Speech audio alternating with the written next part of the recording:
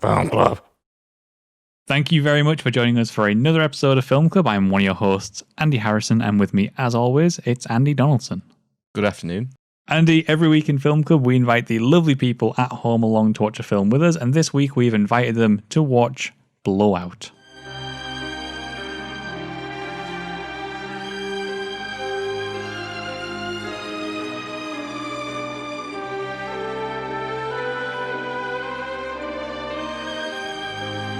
And it's John Travolta as the main character, the bloke himself, Jack, who is a sound designer, and he witnesses a car crash. In that car crash, he pulls out a woman from a car, and he puts his audio together. He was filming that the same night because, obviously, as a sound designer does, capture your environment.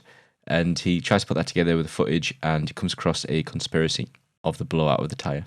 In Film Club, it's the first Brian De Palma film that we've done. Mm-hmm. And I think that most people are probably going to be familiar. I know I am. I'm mostly familiar with Brian De Palma more in passing from things like Mission Impossible and from like Carrie, that sort of stuff. Yeah, same, yeah. He's kind of known for that sort of like, I guess, suspense thriller motif. And what I really appreciate about the opening of Blowout is how he kind of, I guess he pokes fun at the idea of like John Carpenter style Halloween filmmaking. So when that came in, I was thinking, oh, fucking hell, is this what I'm here for? Like, no disrespect to John Carpenter, I like him. I did not enjoy Halloween that much. And I was saying to Andy before this, I don't like slasher films. So when I saw that and the Scream, I was like, are you kidding me? And then it came out the studio and they were commenting about how crap that Scream was. I was like, oh my God, that's brilliant. That's actually brilliant. And honestly, while we're on the subject, the B plot, the subplot of the Scream is the funniest thing about this entire film. Well, yeah. When like he's auditioning the girls and he pulls John Travolta in and he's like, all right, points at her and he's like, you scream, and she's like, ah, and point at you, ah, and then he just walks out, and then later on you've got the thing where like he's got two girls in a vocal booth, and one of them has to pull the hair of the other one to try and make her scream, and then they swap around. I'm like, this is ridiculous. But as funny and ridiculous as that is, it kind of spoiled the ending for me. We'll just jump straight to the end. Mm-hmm. I don't like how he used Sally's scream. Yeah, I thought that was cheap. Very, very, very, very fucking cheap. I mean, the moment she's standing up there and she holds the banister and she screams, it's like, oh, he's going to use that scream, isn't he? I know. I was really hoping they wouldn't, because I really enjoyed this film, to be fair. I felt like it had a really good nod to the conversation, Coppola's The Conversation. I thought Travolta was class. I had massive issues with Sally, the character of Sally. She's so bad, isn't she? She's I'm such sorry. I know some. I don't mean to talk over you there, but like I know. No, do it. I know some people actually quite like her performance in this, and I know that when it came out, both Travolta and Nancy Allen were both sort of like mentioned in terms of the good elements of the film. I totally agree. I think John Travolta's really good. He's in this prime. He's doing this sort of like this sort of casual cigarette smoking John Travolta thing, you know. But then Nancy Allen is like this perpetual airhead who everything's kind of a question. Oh God! And it's like, what is this character? Like, yeah, people. There was a moment in this where Sally almost felt like she had a lot more intelligence behind it all, when there was actually like a con behind it all, and she spoke up and she actually started like talking about, you don't know what it's like to earn money and all this. And I was thinking, oh my God, there's depth to the character. That all got lost. All that build up got lost towards the end scene where she's getting picked up by the killer, who is John Lithgow. Is it John Lithgow? Yeah, it's John Lithgow. Which I love, by the way. I've never seen him young before. So she gets picked up by them, then suddenly she turns out into that dumb blonde. She is in a credit, so she's put through the ringer. There's that whole thing with what's his name, who tries to sexually assault her, and clearly she is somebody who's been taken advantage of a lot throughout her life.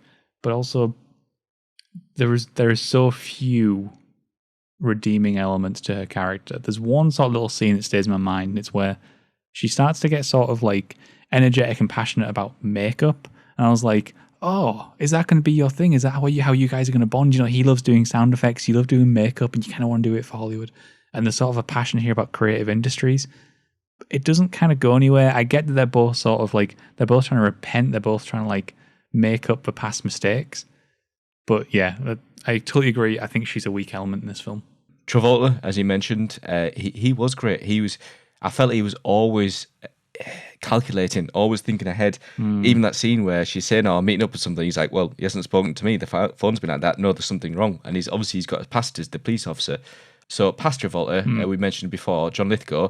We don't see much of him, but he's a menacing guy. For anyone who's watched Dexter in the TV series, my God, you can see where John Lithgow has got that kind of imposing presence. At the same time, John Lithgow plays some really lovely characters as well, but it was classy in a young John Lithgow have that kind of almost like Anthony Hopkins kind of role. And to be fair, this is before Silence of the Lambs, so it was almost like kind of menacing, but also very intelligent role. Yeah, I really enjoyed him, and the whole thing is shot really nicely. Actually, there's one thing on the strongest elements about this film, I think, is that it has some quite striking imagery.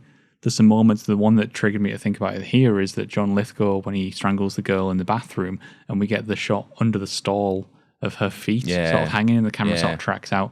The film obviously it gets to sort of like do this dark 80s Philadelphia thing, and it's actually sort of really, really nicely put together.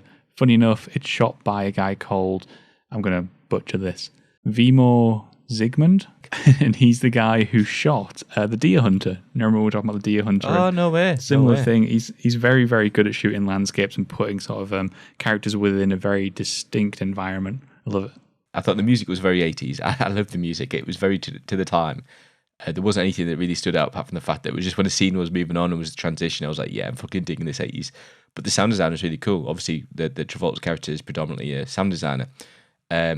And you got that lovely scene just before the car crash where he's going through all the sounds, and I had a little naughty, and it was just like two things. So he's obviously recording the sounds, but the ambience itself should have been filtered. So as he's going through, the ambient sound like stayed the same, and I was like, oh, come on. But I really enjoyed how he's like looking at different things, and like that's how a sound designer is. I mean, when I did my time in university, that you were on about earlier with the screams and the woman's pulling hair and everything like that. My final major project was on a game that was to do with like kind of zombies. So we all got in the studio and got the recording room and started doing our best zombie noises, and we're all just kind of like, it was very much like that, but we had a lot of fun doing it. So one of the things you brought up earlier that we need to sort of elaborate on a little bit is that Blow Out is very clearly based, and I think openly based, on Blow Up, which is a Michelangelo Antonioni film. Yeah, I've and read that. We actually brought this up, I believe, when we did The Conversation, because The Conversation is based on Blow Up. Oh, so they both kind of like their own direction from Blow Up. And that's really cool. If I can take people back for a second. So Blow Up, the Michelangelo Antonioni film, is a film about a photographer who captures something with his camera kind of like by mistake and goes through the process similar to what John Travolta does here of piecing it back together and kind of gets accidentally caught up in all this stuff. It's exactly what Coppola adapted when he did The Conversation, but instead he brought in the audio element, and instead it's about Gene Hackman trying to piece together this mystery through this missing component in a audio recording that he's made.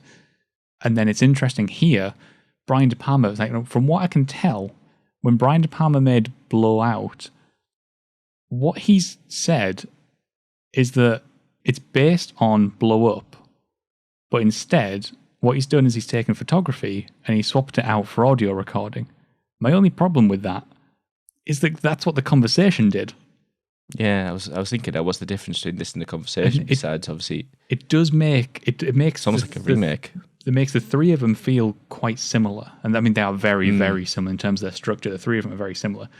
Blow Up is much more artsy than these, I think, and The Conversation is maybe the most more technical, I would say. Yeah, it's the most strictly filmmaking of the three, and then Blow Out, if I'm honest, this film, it does feel the weakest of the three. I don't mean to just like they're not exactly apples to apples as a comparison.